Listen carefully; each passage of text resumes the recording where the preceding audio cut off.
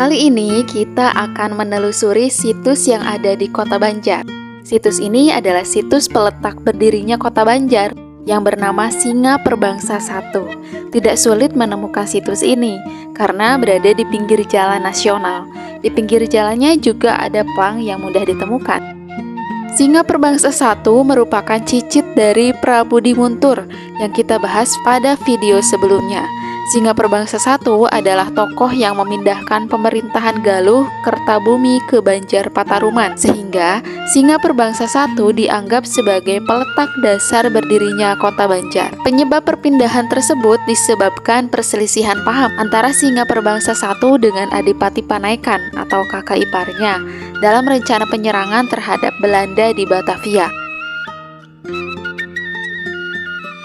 Untuk masuk ke situs, kita harus menaiki tangga menuju bukit yang cukup lebat rumputnya, karena memang situsnya berada di sekitaran hutan. Situs makam Singa Perbangsa 1 berada di lingkungan Cikadu, Kelurahan Karangpanimbal, Kecamatan Purwaharja, Kota Banjar, atau di Jalan Siliwangi, Kota Banjar, di Bukit Gunung Babakan yang merupakan kawasan hutan Perum Perhutani. Singa Perbangsa 1 adalah putra kedua dari Raja Cita. Raja Cita sendiri adalah putra dari Prabudi Muntur dan Tanduran Ageng, penguasa Galuh Kertabumi. Raja Cita juga memiliki seorang anak perempuan bernama Natabumi yang diperistri oleh Ujang Ngoko alias Adipati Panaikan. Setelah Raja Cita wafat tahun 1608, Singa Perbangsa 1 menggantikan ayahnya di Galuh Kertabumi dan menjadi Bupati Kertabumi ketiga. Tahun 1625, Dipati Ukur berencana menyerang VOC di Batavia sebelum kekuatan VOC membesar.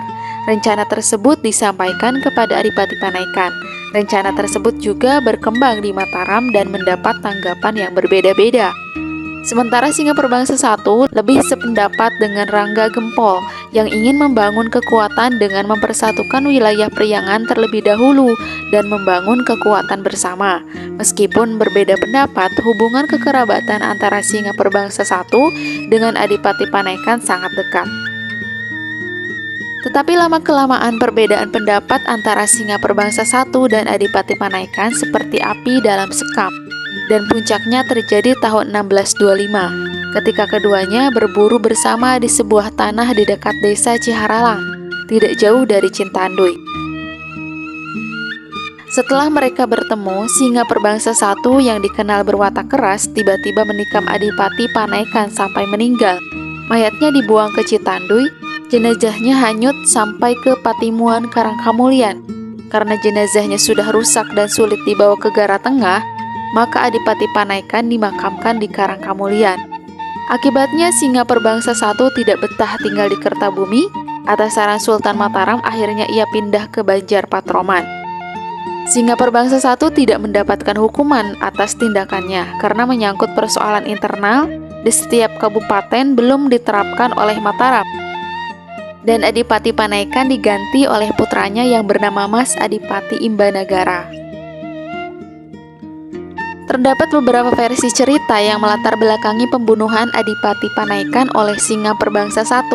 Dalam Babad Galuh Imbanagara disebutkan bahwa Natabumi yang merupakan kakak dari Singa Perbangsa 1 yang juga istri Adipati Panaikan bercerita kepada Singa Perbangsa 1 bahwa suaminya menelantarkannya dalam waktu yang cukup lama dan ia merasa sangat sakit hati sehingga ada niat untuk menghabisi nyawa Adipati Panaikan. Hati Singa Perbangsa 1 pun tersakiti melihat kakak perempuannya disakiti oleh suaminya sehingga ia berencana mengundang Adipati Panaikan ke Kertabumi. Ia mengirim surat dan Adipati Panaikan datang dengan dua orang temannya. Saat Adipati Panaikan mengulurkan tangan untuk bersalaman, Singa Perbangsa 1 malah menghunuskan keris ke ulu hati Adipati Panaikan. Seketika itu juga Adipati Panaikan meninggal dunia. Saat Singa Perbangsa 1 berkuasa, terjadi penyerangan VOC di Batavia oleh pasukan Sultan Agung. Tahun 1628 dipimpin oleh Dipati Ukur dari Priangan dan Tumenggung Bahoreksa dari Mataram tahun 1629. Mas Adipati Imbanagara dari Galuh memberikan bantuan pasukan yang dipimpin oleh Bagus Sutapura. Namun serangan Batavia gagal karena kurangnya koordinasi antara pasukan Mataram dan Dipati Ukur. Dipati Ukur malah balik memberontak terhadap Mataram dan berhasil dipadamkan setelah Dipati Ukur ditangkap oleh Bagus Sutapura. Tahun 1630, Singa Perbangsa I wafat dan dimakamkan di Kedung Astana, Dusun Cikado. Kekuasaan Kertabumi di Banjar dilanjutkan oleh Adipati Singa Perbangsa II, berkuasa sebagai Bupati Kertabumi IV tahun 1630 hingga tahun 1641. Ia memindahkan kekuasaan dari Pataruman ke Liung Gunung karena berhasil membangun tambak di Liung Gunung yang digunakan untuk mengolah pertanian. Sekarang di situs ini biasa diadakan tradisi ngukus.